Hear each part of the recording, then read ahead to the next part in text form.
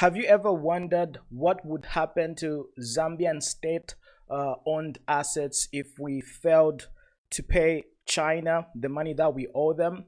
So, in today's episode, we are going to be talking about a lot of things, and I really want to focus on a few important topics because we have to discuss this as a nation. So, before we jump into this, right, I really want to share with you this amazing, saying that really goes by these following words. There are two ways to conquer and enslave a nation. One is by the sword, and the other is by debt. So this is very profound and very interesting due to the fact that nowadays countries are not really using brutal force to take over a nation. They are doing it in a subtle and effective way by using debt. So this is one of the reasons why we Zambians need to be very careful, and we have to understand how the game is played because the game has really changed. So a lot of you are seeing, the heading, and one of the reasons why I'm saying during the past 11 years, right, Zambia has obviously retrogressed by a whole lot. Let me take you back to 2015, right? Or rather 2005. Zambia completed its HIPIC, right? Highly indebted poor countries. And as a nation, we vowed never, ever, ever to fall back into debt. But a few years down the line, we again managed to find ourselves in this particular problem of having unsustainable debt. Now, today we are going to be looking at a very important review, or rather report, which is coming from the China Africa Research Initiative. And this basically just explains the amount of debt that a lot of different African countries have. And there are a lot of important points that we can get to learn from, and we can just basically get to scrutinize. So without further ado, let's look at this particular report because I really want you to get this. So according to this information, right, in November 2020, Zambia became the first African country to default on its euro bonds during the COVID-19 pandemic, bringing the country's debt distress into headlines around the world. Bondholders' refusal to provide debt suspension rested largely on fears that Zambia was not disclosing significant liabilities to Chinese creditors. And if we had to take a look at these statistics right over here, right? For example, 18 major and minor Chinese financiers have provided external loans to Zambia and its state-owned enterprises since 2000. Loan commitments by Chinese financiers between 2000 and 2020 totaled 10.3 billion US dollars, with 63%, which is 6.47 billion, committed just since 2015. So basically what this is saying is we accumulated 63% of our current debt since 2015. And if you go back, right, 2015, we were obviously being led by the Patriotic Front, and you already know what was happening ever since 2015 up to date. So based on the project implementation status, we estimate that 7.8 billion was dispersed by August 2021. Contracted but undispersed Chinese loans as of August 2021 amounted to 2.5 billion US dollars, around 13% of 2020 GDP. We calculate that Zambia and its state-owned enterprises have repaid at least 1.2 billion to Chinese lenders since 2000s. Excluding Kafue Gorge Lower, ZESCO's debt to all creditors is closer to 930 million than the 527 million being reported by the Zambia's Ministry of Finance. So basically, we have a lot of trouble and we have a lot of debt with regards, to how much money we are owing China. But the most important thing that we have to learn from this particular, predicament is what is at stake. And let's say, for example, we entirely failed to pay back our loans, right? Because this is a probability. Because at this particular moment, right, the world is gravitating towards having a recession. A financial, or rather economic recession, is not really far away. It is literally around the corner. It could happen in the next 1 or 2 years. And if we have an economic recession, right, obviously the odds of Zambia sort of defaulting on its loans is going to be very high. So what is going to happen if Zambia fails to sort of maintain, or rather sustain, its debt, especially to China, because we are owing China a whole lot of money?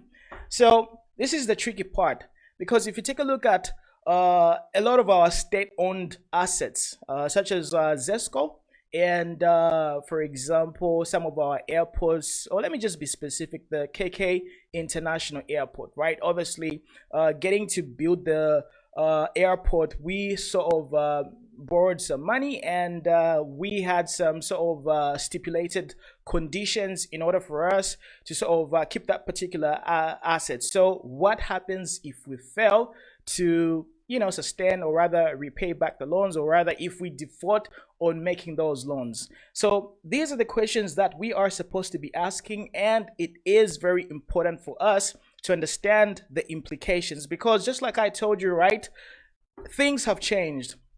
And just like this saying goes, right, there are two ways to conquer and enslave a nation. One is by the sword, and the other is by debt. So if you take a look at what has been happening, right, these people are very smart, they are very intelligent, and they know, they do understand our weaknesses. They understand what we can do and what we cannot do. So when they are giving us these loans, right, or rather when they are approving to give us these loans, they are very, very strategic with what they give us the loans for. Because if you take a look at, you know, certain state-owned assets, right, they are very strategic, you know. So if we get to default on these loans, obviously we are going to be losing more. And this is one of the reasons why eventually what's going to happen is, if we are not going to be careful, we are going to discover that we are literally just the natives of Zambia. We are the owners of Zambia, but we do not really have any control. So this is one of the reasons why we need to understand and study power and influence, because at this particular moment, right, we are not really playing the game, and the game is really dribbling us because we do not really understand how to do these things. But of course, at this particular moment, right, the most important question that we really need to come to answer is, how are we going to be able to rejuvenate ourselves and just basically get to turn this whole situation around? And obviously we have witnessed a lot of situations where, for example, there was some noise way back when Kenya, or rather some country, had to relinquish its rights to one of the seaports, you know, or rather the ocean ports, so some strategic location of the country. So these people are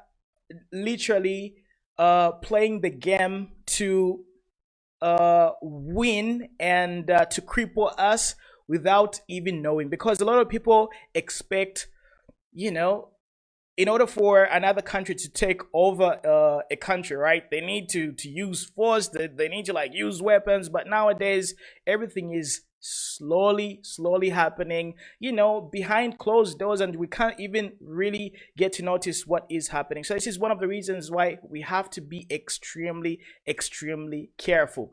And one of the most, you know, surprising thing is, in 2005, hippie completion point, we sort of cleared most of the debts and all that stuff. But a few years, 10 years later, we're back in the same situation. So my question is, are we learning from our past mistakes? Are we becoming, you know, smarter, or basically we are just getting to repeat the same mistakes over and over and over again? And if you take a look at you know, these assets that are being sort of controlled, these are very important strategic assets. Like, for example, ZESCO. You know that ZESCO really plays a key role with regards to the economy, because if Zesco is sabotaged, right? And for some reason, we sort of lose total control over Zesco. Do you know how devastating or how easy our economy can be manipulated? Let's say, for example, at this particular moment, right? Everybody has been wondering, why the hell does Zambia always have load shedding? Amalite Nishiela Dionse. Why are we not able to have consistent flow of electricity? Why do we fail to solve the electricity deficiency problem even after a lot of years? You know, we've been having electricity problems since the past 20 years. Okay, Zambia has abundant water, and we are capable of basically providing electricity to the 18 million Zambians. But there's going to be economics sabotage if we sort of owe a lot of money. And due to the fact that electricity plays a key role with regards to growing the economy, right? It's very easy to manipulate and have our economy sort of strangled, if I can put it that way. So this is one of the reasons why we need to elect leaders who are not really going to be accumulating a lot of debt, and they are just basically going to be sort of you know, doing things that are really going to cripple us in the long run. Yes, buildings were built, infrastructure was built, road networks were also created. But if you look at the, you know, pros and the cons in the long run, because these things are going to be needed to be maintained, if you look at the, you know, the benefit in the long run, right? Is it worth it? If you know what I mean. So this is one of the reasons why we should also have a system, especially in the constitution. We are supposed to be able to vote for or against acquisition of loans. You know, the leaders need to come back to the people, to the Zambian people, and ask us whether we should be able to get a lot of different loans, because by the end of it all, right, all these loan acquisitions were probably done behind Zambia's backs, you know, the Zambian people's backs, and we didn't even know that we were acquiring this and that amount of debt because nobody consulted us. So this is one of the reasons why in the constitution of Zambia, especially due to the fact that we have experienced this problem for the past, I don't know, we've experienced this problem in the past, and we are in the same predicament, in the same bad situation again. But going on, you know, we're supposed to have some sort of voting mechanism where the people of Zambia are consulted, because by the end of it all, Zambians are the ones that really get to be affected when we've got unsustainable loans. This is one of the reasons why you are beginning to pay a lot of taxes. There's Boho tax, there's, you know, Sunda tax, there's the Ukudiamo tax, and people are really paying heavy taxations, or rather they are being affected by heavy taxations because somehow the government needs to accumulate and get the money that they need to sort of you know, be able to pay for these loans. So this is one of the reasons why we are supposed to be very vocal, and we're supposed to make sure that Zambians get to vote for or against more loan acquisition. So this is one of the reasons why I keep on saying the Patriotic Front was, or rather is, one of the worst things that ever happened to Zambia in the recent past. Like, honestly, if you take a look at the statistics, if you take a look at what has been happening and all the innuendos that were transpiring during the past 11 years, we obviously retrogressed, you know. So anyway, enough about the loans. Let's move over to something which is also very important. Now we're going to be switching over to the you know, Milingo case, because you obviously know about Milingo Zulu, sorry, Lungu, Milingo Lungu, because this is a very interesting situation as far as ZCCMIH is concerned, and the Konkola copper mines. So basically, I want to take you back to 2019, because we have to understand the genesis of, you know, how we got into this particular problem. This is one of the reasons why history is very, very important. The past should be able to guide us and prepare us for the future. So if you take a look at Milingo Lungu's case, right? I don't really want to talk about now because I want to take you back to 2019 when he was granted the order to be the provisional liquidator for KCM, because there has been, or rather there was, in 2019, right, some illegalities as far as the acquisition of that particular order is concerned. So I'm going to be reading you an interesting piece done by Elias Munsha. This is obviously on eliasmunsha.org, right? This was done on May 22nd, 2019 by Elias Munsha, LLM, MBA, and all that good stuff. By the way, congratulations to Dr. Elias Munsha for, getting his PhD. Congratulations. He does a recommendable job. So according to this article, right, he says, it is strange that ZCCMIH went ex parte to the Lusaka High Court to apply that Konkola copper mines be placed under liquidation, or to be technically correct, under provisional liquidation. From the look of things, this application and its resultant order seems to have been obtained in the cover of the night.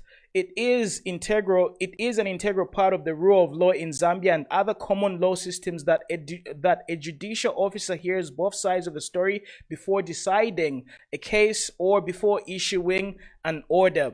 It is only in minimal circumstances where a court may proceed to invoke an extraordinary remedy to grant orders without hearing two sides to a dispute. Couldn't the judge have asked where KCM was before he granted the ex parte order?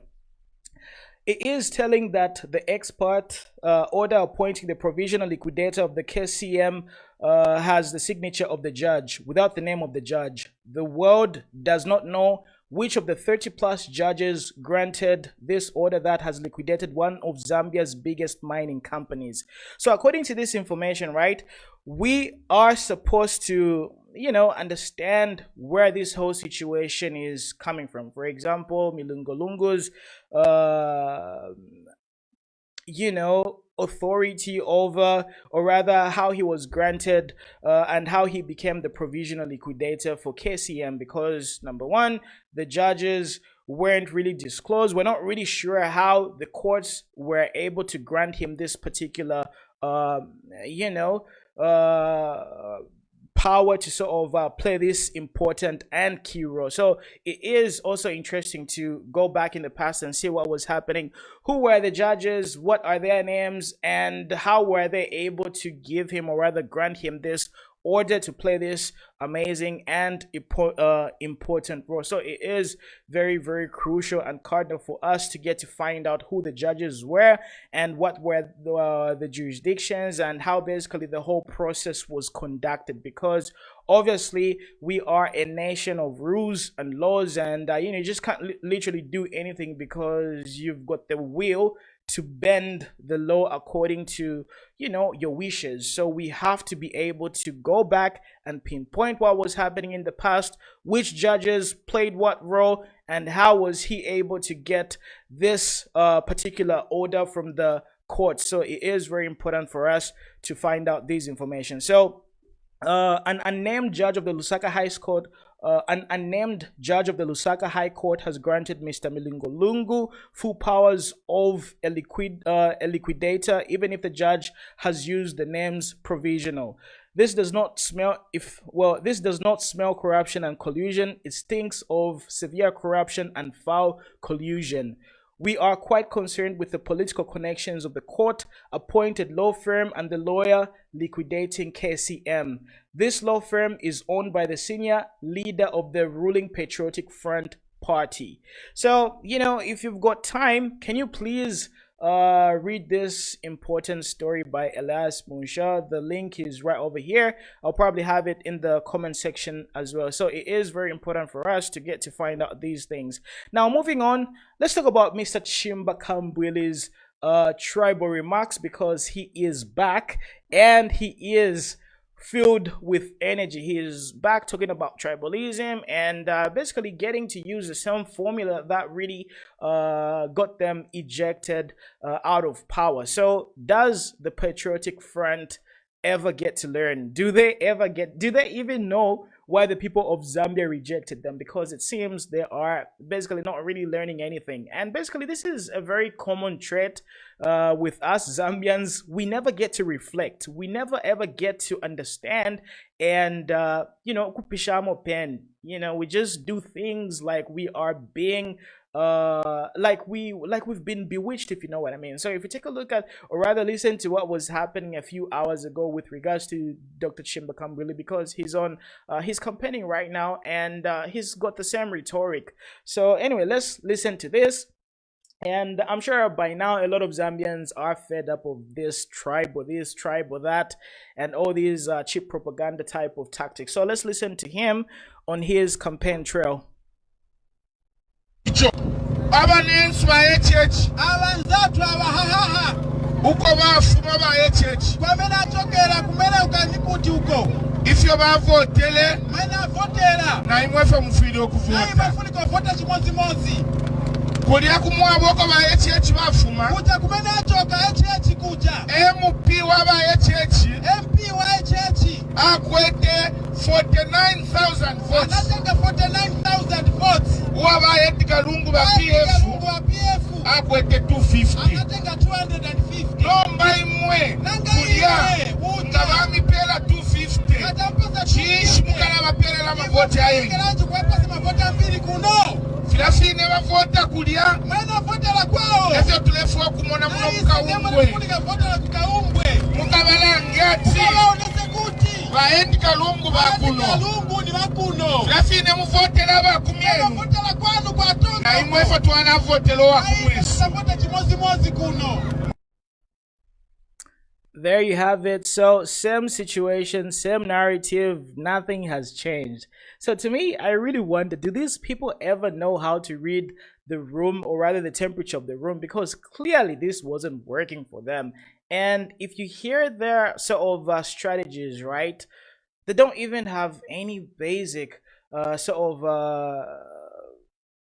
issues that they are attacking. So it's basically the same type of propaganda, privatization, this tribal, this particular region voted for, this particular candidate with such a huge margin, and it just keeps on, it becomes irritating at this particular moment. But if they feel they are going to win and do a better a better job with regards to converting that speech into votes, I don't really know what they're thinking, because clearly it didn't work for them.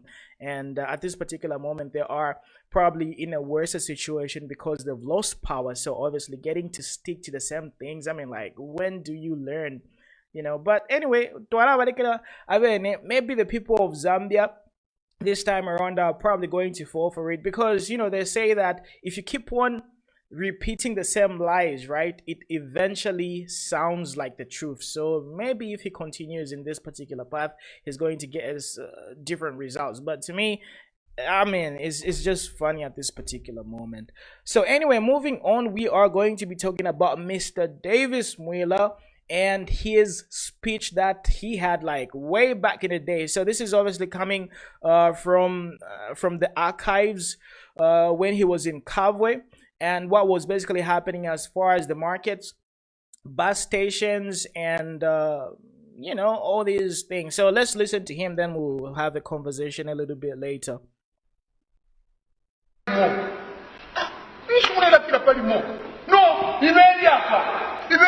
mwaya ku newspaper bale munafya abata bwachire bwangu bantu uyu tuntu ngulube na meya nishite kibeka libepa mwaita ikana pamoja na The Patriotic Front Secretary General Davies Mwila mocks PF members in Kambwili, accusing them of being lazy. The Secretary General also admonished PF members in Kambwili for allowing UPND members to have trading space in the markets. He further wondered why his members had failed to take charge of the running of all bus stations when the PF members had taken over all the bus stations in Lusaka.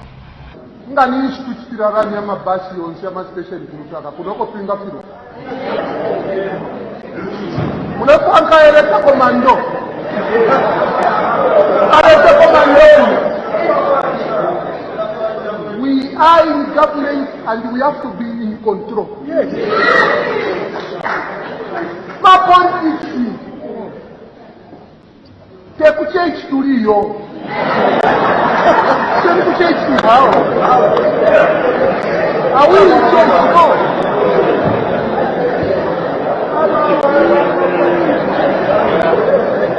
He also scorned former Central Province Minister Davies for having failed to wound UPND members operating outside ShopRite checkers. How can you allow a UPND who run for ShopRite? Mwila also urged the PF-controlled council to be reserving land for cadres each time they advertised for plots. I'm approaching that 500. 500. Mwema councillors ni mwomu kwekiama. Wewa chawe kuachita advertise 500. Mwafuni hapo na 200. Kao kwa chama. 200 mwafuni hapo, 300 mwatuwara na kuchintu wingi. And 200 mwaka nyamona wa watu chama na wale. Mweko alike mwoko. Mr. Mwila made these remarks when he addressed PF members in Kawe at Hinduho. The SG also wondered why PF members in Kawe have been behaving as if they are not the one in power. Oscar Piri, reporting for Movie TV News in Kawe. There you have it, ladies and gentlemen. So if that isn't evidence, then I don't know what that is. So basically he was advising the PF cadres at that particular time to sort of take control and be in charge of markets, bus stations, and all these respective sources of income as far as government revenue collection is concerned. So to me, that is clear. It's evident, or rather evidence enough to sort of show what was happening during the Patriotic Front tenure, because we obviously witnessed a lot of different city councils run out of money. The council workers weren't being paid on time because the money was being diverted to the PF cadres. And if you look at all the council workers who were affected due to the fact that the PF cadres were rather in control of getting the revenue that was meant for the Zambian government, right? A lot of different council workers obviously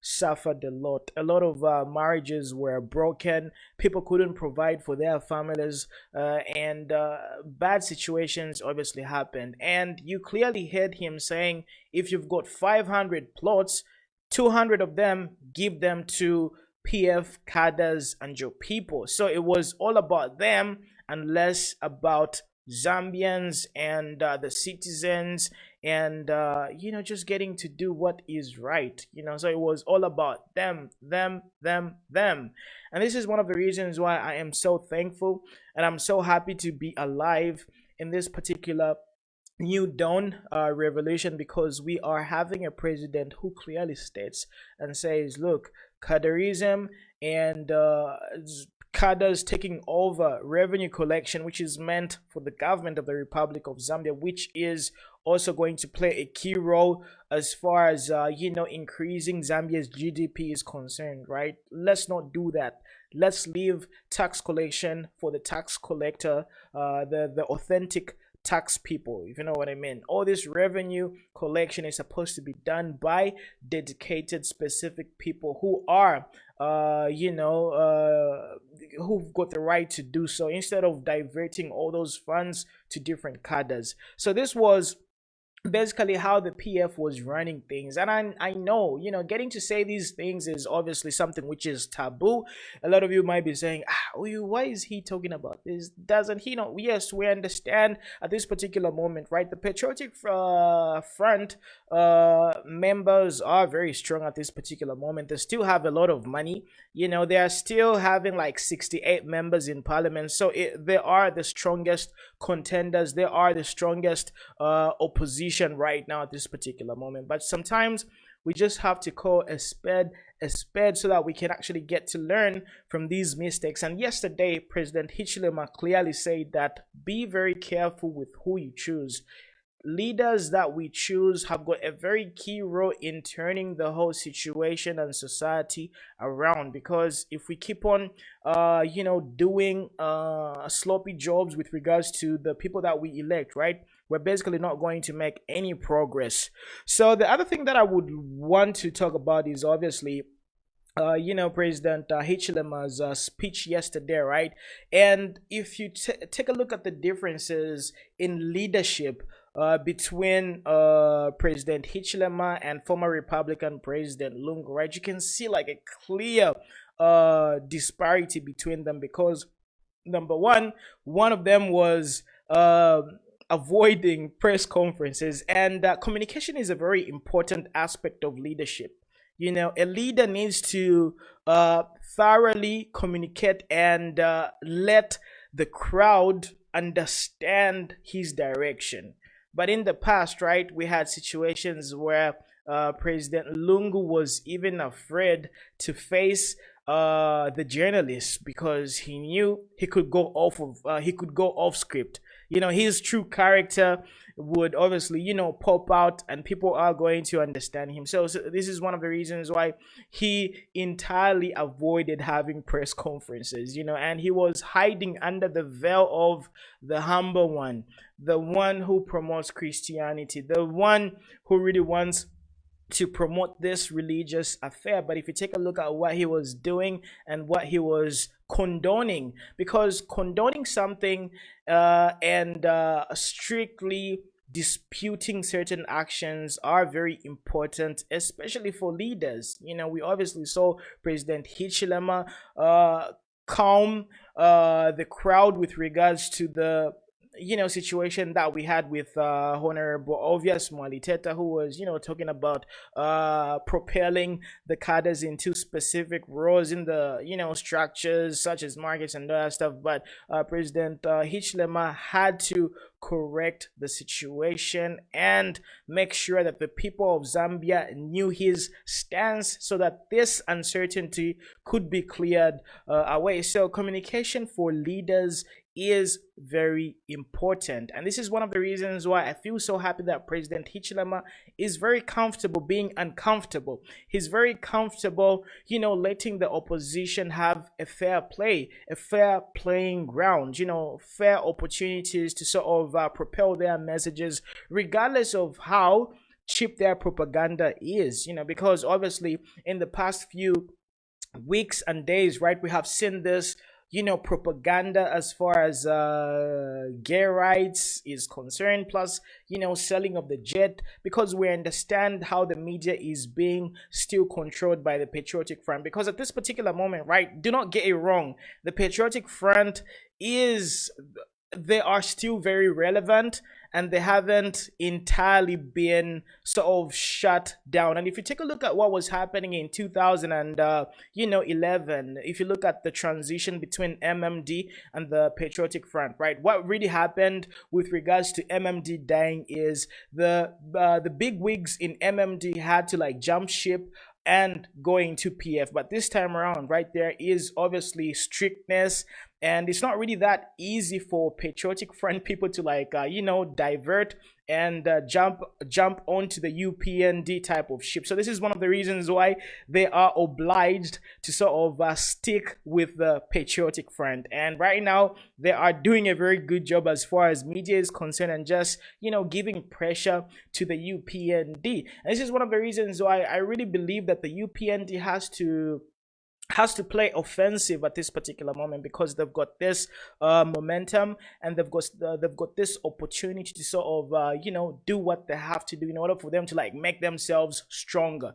But they are sort of always playing defense, if you know what I mean. They're not really they don't really have the aggressive nature, if I can put it that way. But if you look at the Patriotic Front, right, the Patriotic Front have got this aggressiveness, and they are bulldozers.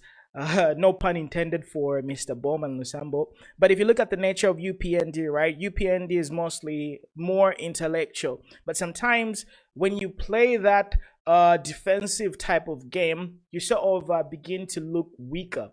And right now, the PF is beginning to exploit certain loopholes as far as certain subtle things, like for example taking care of cadres, because cadres obviously do a very, or rather play a key role in terms of giving perception. And if you go back during the PF tenure, right, cadres were empowered. So if they are able to, the Patriotic Front is able to like create that atmosphere that really big, makes people start looking at UPND with a certain eye from a certain angle, they are going to be slightly getting more and more powerful, because the people who are supposed to keep the UPND fraternity and structure, especially at the bottom, right, these people are beginning to have some doubts, So these are the few exploitative loopholes that the Patriotic Front can use, because the Patriotic Front right now, they are obviously skimming on the low. They are trying to do whatever they can to sort of bounce back in 2026. So at this particular moment, right, the UPND obviously has they have to play smart, and I guess they are playing smart because they understand the Patriotic Front still has money. The Patriotic Front organization still has people with a lot of money.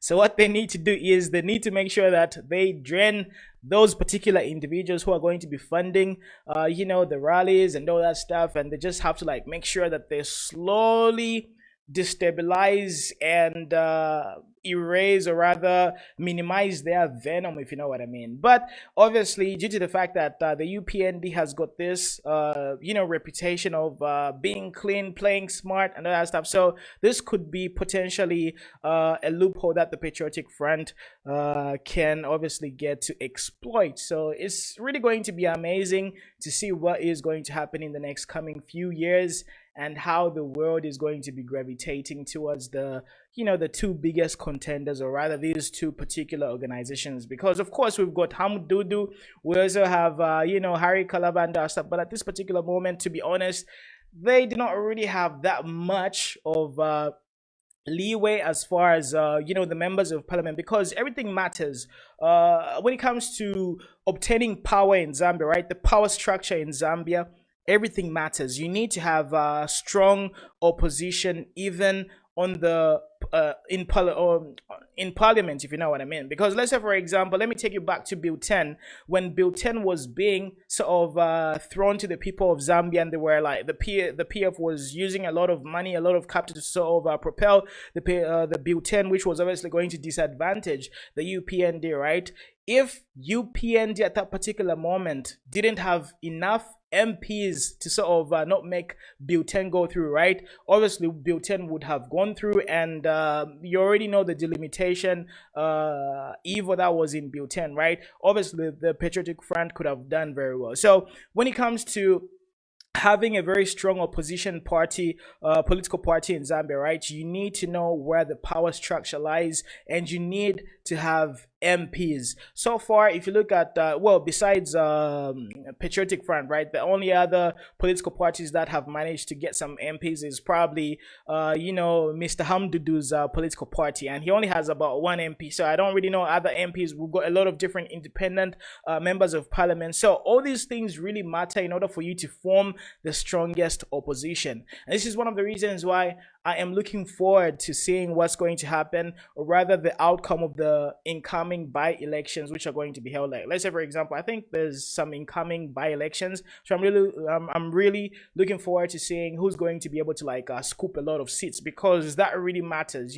Of course, as a ruling party, you need to have the majority of MPs in the parliament, so that you can have like a better hand sort of getting to propel your agenda. So this is a very interesting type of situation. But anyhow, let's talk about the speech, yesterday's speech, because we need to sort of decipher it. And here is a very good, important write-up with regards to leadership 101. So this was a piece which was done by Logan Nyasulu. So he was talking about the leadership qualities of President Hichilema. So if you take a look at this, right, something things that were inspiring about the press briefing as far as President Hichilema is concerned is we won the election without controlling the market. So this was basically alluding to the fact that Honorable Mwila was talking about, you know, Kadarism and all that stuff. We can't be the new hooligans on the block. And to be honest, Zambians are tired of Kadarism, because a lot of Zambians were sort of harassed, and people don't really want to go back to what was happening in the PF days. So obviously, right now, Zambian citizens have got their eyebrows sort of, you know, raised and trying to see what exactly is going to happen. Because at this particular moment, right, Zambians have vowed, if you have a PF, these guys are going to go. So this is one of the reasons why the UPND obviously has to tread very carefully and, you know, do things the right way. They shouldn't basically repeat what the Patriotic Front was doing, because, of course, that's a recipe that really got them chucked out. So, yeah. I refuse to use the jet out of principle. But PF, let sleeping dogs lie, but you sleeping dogs lie there. Okay, so this is a very good one, you know, because, I mean, you know that Patriotic Front people are very brutal. You know, like, those guys are savages. You know, they've got this mafia type of energy with regards to how they conduct businesses and what they do. So somehow the UPND has to sort of, you know, show authority and rebuttal. You know, they have to answer back as well. So it's going to be amazing to see like how President Hichilema is going to be, you know, lashing back, and how basically the UPND is going to be able to like you know, control the situation, because the PF is going to be shaking the boat like a lot of times, you know. So we're going to see if that authoritative you know, get back at somebody type of spirit is going to be revoked in a lot of people. Because if you look at the UPND people, right, these guys are like intellectuals. These can be compared to like you know, good spirits, like good people. You know, they're the type of people who, when you slap them, they just basically turn the other cheek, and then they give you the other cheek for you to slap them again. So it's going to be interesting to see how they are going to be responding to criticism, and how they're going to be reacting to certain things. So yeah, the other thing that really caught my attention was this statement. It is my singular honor to restore order in the country. I'm asking UPND to behave themselves and other parties to behave themselves as well. So this is a very important point that a lot of people have been raising with regards to how information is disseminated as far as UPND is concerned, because right now we are beginning to see a clash in terms of the flow of communication, because we've got you know, Mr. Anthony Mwila, who happens to be the UPND spokesperson. We've also got the government spokesperson, you know, the lady. But right now we're beginning to sort of witness an inconsistent flow of communication, and people are beginning to like wonder what sources they are supposed to be listening to. So right now I would really encourage the UPND structures to sort of you know, have a clear mode of communication. Like, they should have one voice. We do not want to have a situation where one UPND member is talking about this, then the other one is talking about that, then the president has to clarify everything and just, you know, give us some more information. They need to move in unison, and they need to have like one voice without having distorted sort of communication. So it is very important, and this time it's time to, you know, cement your position and your power in the UPND structure. So this is one of the reasons why you're seeing certain people, especially the alpha males, and I really love using the word alpha male because, you know, people are very different with regards to leadership and how they react to the world, you know, because we've got beta males and alpha males. Obviously, clearly we can see that Honorable Mwaliteta is an alpha male, you know, and he wants to lead the pride. So there are we are having situations where we're seeing certain members of the UPND, especially the alpha males, starting to like mark their territory, because humans are basically animals, you know, so sometimes you have to like mark your territory and stuff. So it's very important to see how people are going to be confined to their own particular role. So this is going to be very interesting to see. So I really want to see a communication workflow to be organized, you know, so that we don't have any conflicting sort of communications and you know, distorted information. So before any UPND member makes any statement, right, everybody has to sort of approve and move in one direction, because we don't want to have a situation where somebody says this one says that one says that, and then everybody's like, what's happening? So that needs to be fixed. The other thing that we need to look at is what President Hichilema said. He said, don't fight each other, fight poverty. Now, this is going to be very interesting, right? Because this is where creativity comes in. Because at this particular moment, right, the easiest way that people were making money in the PF government was obviously using muscle and being, you know, brutal, so that you can control the source of income. But this time around, right, when it comes to the UPND, right, you have to be very creative in terms of how you survive, because the blatant ways of getting to make money has been sort of you know, rejected, and there isn't going to be like any blatant caderism and that stuff. So people need to find ways of making money in a very creative and innovative way. So we're going to see how people are going to be reacting to this type of information, especially the grassroots type of UPND sympathizers, you know, especially people who are at the bottom, because those are the ones that are going to be causing a lot of trouble. Because if they're not really fed properly, they're not really satisfied, you know, loyalty is obviously questioned. Because, you know, when people don't eat, you know, it's very hard to be very loyal if you're not eating anything. So we'll see what's going to happen. The other thing that we can talk about is obviously aligning our values doesn't really mean changing our values to suit America. And okay, so here he was just talking about you know, the LGBT whatever community. Soon you discover Bali is your true friend. Be patient. We want to make it sour to steal for Zambians. Now this is a very important clarification that I really want, you know, because Zambia loses a lot of revenue, and Zambia doesn't make any progress due to the fact that people easily get away with certain things. Like, for example, let's talk about the honeybee scandal at the Ministry of Health. Up to now, right, none, or rather nobody has been arrested. And if you take a look at the complications and the implications of such an evil act, you know, just imagine how many people were affected by having, you know, counterfeit products and you know, condoms that are not sort of supposed to be used.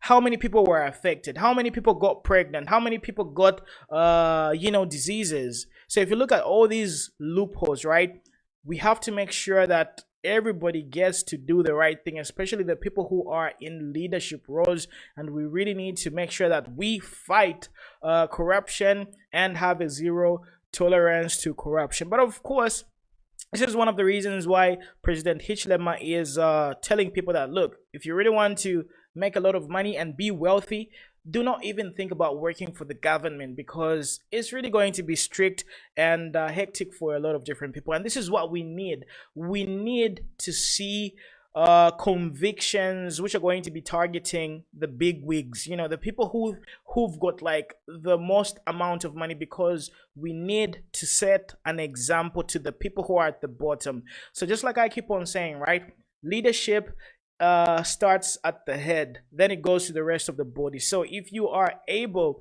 to give a clear picture on your stance against corruption, right, you can't really let you know, the people, the big guys, you know, the wealthy people who were plundering Zambia's wealth go scot-free. So if the people of Zambia begin to see implications of corruption and people being punished for corruption, right, even on the basic level, traffic police officers are going to be behaving themselves. Even, you know, stealing on the lowest level is going to minimize as well. So this is one of the reasons why you have to be accountable for every action that you take, and you have to, you know, pay the piper as far as giving back to Zambia what you stole, especially if you are doing it illegally. I mean, we've got no problem with people generating wealth in a legitimate way, and but if you're stealing, I mean, obviously you have to dance to that particular tune when the law gets to visit you. So we have to see some good examples so that the people of Zambia can know exactly what to do, what not to do. The other thing that I really wanted to talk about is obviously the recent pronouncement as far as Konkola copper mines getting to make profit this year, right? 2021, we saw a report about KCM, and they were saying that for the first time in a long time, KCM has been able to generate 50 million US dollars. I mean, if you are very savvy enough, right, you guys would obviously know that that is obviously a smoking mirror, and it is obviously one of those ways that these people are trying to, you know, sort of save themselves, because there's absolutely no way in 2020, 2019, all these times KCM was unprofitable, but all of a sudden, you know, the KCM has done very well. So these are the things that we are supposed to be looking at. So at this particular moment, let me take some time to read your comments. So, oh, somebody's calling me. Yeah, sorry about that. Reading your comments, Simakando Namusungu says, keep up the good work of informing the people.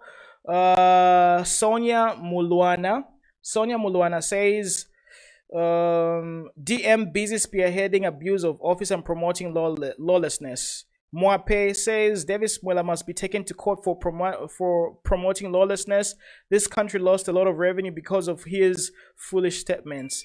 Mukonka Banji says, they used to oppress us, just wait and see. Jaja Don Small says, fuck up pressure. C's K Caesar says, the Bemba says, Mpiano ngo apiana na mavala. Kelvin Kaluza says, Kambwili must be charged with treason. He's inciting genocide. Mwila was an agent of corruption and was obviously corrupt. They must be stopped in every possible way. Kelvin further says, PF must never be welcomed in the UPND, and HH must quash all the loopholes.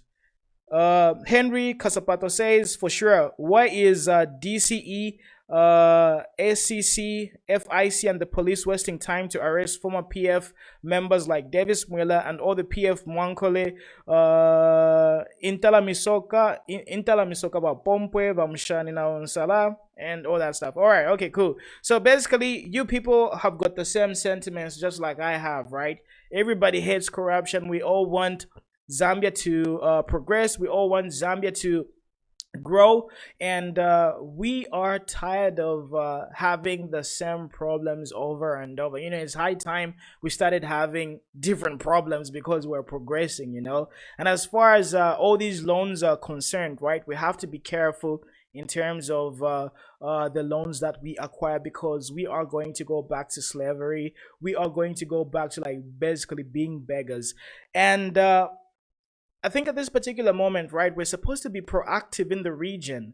Zambia is blessed to be landlocked at this particular, you know, moment. Of course, you know, being a landlocked country comes with its own disadvantages, but to me, it's a very great opportunity to sort of become a very huge business hub in the region. And we've got so many people that we can do business with. You know, we can do business with Congo, we can do business with Angola, because we are interconnected to all these different countries, right? So at this particular moment, all we have to do is put us in a situation where we are providing enough value. Our agriculture should be on point. We're supposed to make sure that we are doing a lot and feeding the rest of the region. And do you remember what was happening a few weeks ago, right, in Mozambique?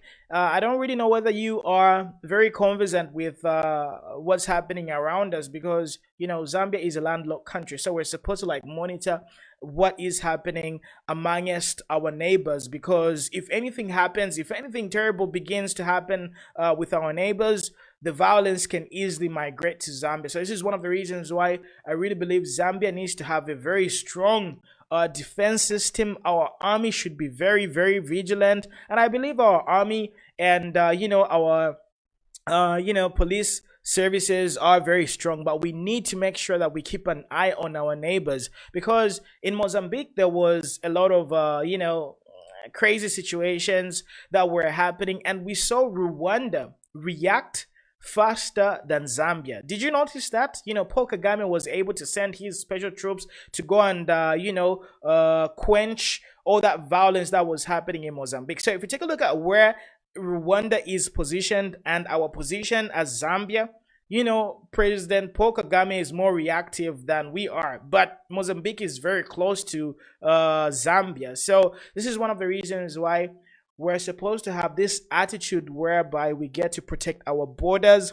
We need to teach our citizens to be very vigilant, and we need to make sure that our neighbors don't really get to have problems that really get to affect us, because if anything happens around us, our economy is really going to suffer, because we obviously rely on our neighbors to transport our goods and services, and our exports are highly dependent on our neighbors' well-being as well. So this is one of the reasons why we're supposed to take a keen interest in what's happening around Zambia, because our neighbors, especially these neighbors who've got access to the ocean, like for example Angola, Namibia, Botswana, Namibia, Tanzania. We're supposed to be very careful, because if the flow of exports is affected, then Zambia is also going to be affected as well. So we're supposed to be very strict and very, very vigilant as far as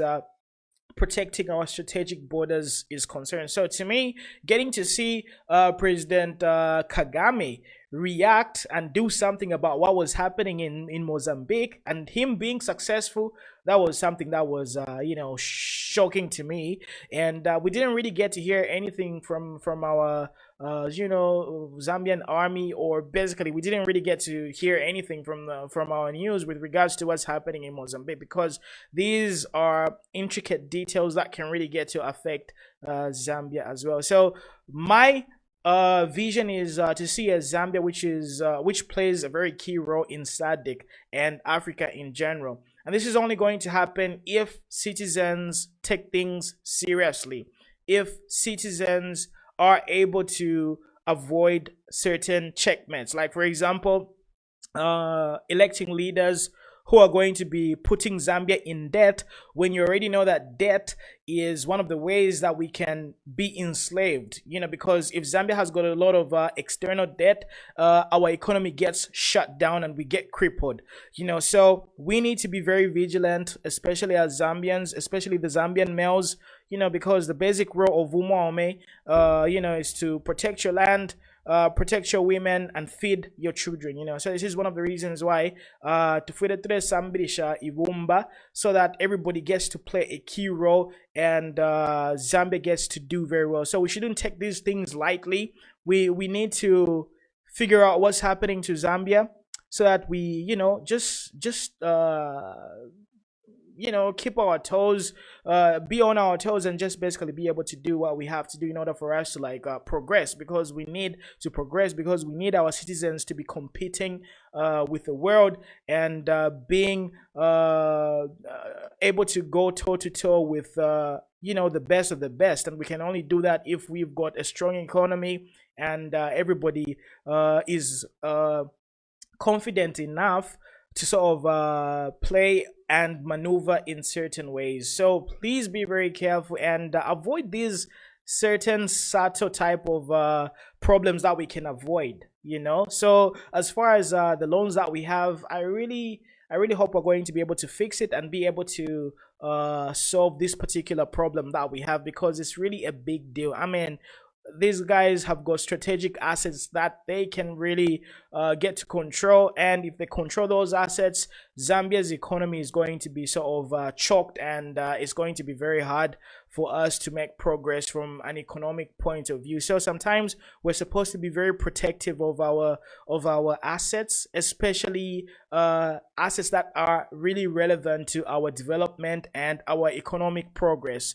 So this only comes with vigilant citizens and people who know exactly what's happening. And just like I told you, I really wish there is going to be a law which is going to allow citizens to participate in key decisions such as loan acquisition. If citizens and more emphasis and information is given with regards to these important things such as loan acquisition, right, I think we're going to do very well, because there are situations where the Zambian citizens can say, we can't get more loans. If we get more loans, we can have a debate about either acquiring more loans or not. But if we have situations where people are just able to make decisions for the entire population without even seeking our consent, I think it's really going to affect us, especially as citizens, because by the end of it all, it's us, the citizens, who get to pay high taxes.